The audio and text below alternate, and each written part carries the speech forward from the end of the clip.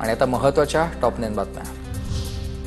गोंदियामध्ये पिंडदानासाठी आलेल्या महिलांवर काळाचा घाला। मुलाच्या पिंडदानासाठी आलेल्या आई आणि 2 मावस बहिणींचा नदीत बुडून मृत्यू झालाय। छत्रपती शिवाजी महाराज भारत गौरव पर्यटन रेल्वेचा शुभारंभ झाला। 5 दिवसांच्या या सहलीमध्ये राज्याच्या ऐतिहासिक आणि सांस्कृतिक ठिकाणांना भेटी देण्यात येणार आहेत। तिथीप्रमाणे छत्रपती शिवाजी महाराजांचा 352वा शिवराज्याभिषेक सोहळा राज्यभर साजरा झालेला आहे। राज्यभरामध्ये शिवभक्तांमध्ये उत्साहाचं वातावरण आहे आणि ठिकठिकाणी मोठ्या कार्यक्रमांचंही आयोजन। शिवराज्याभिषेक दिनी कर्नाटक सरकारकडून शहाजीराजे भोसले यांच्या पुतळ्यासाठी 6 कोटींचा निधी आणि सार्वजनिक बांधकाम मंत्री सतीश जाकीरहोळी यांच्याकडून निधी सुपूर्द।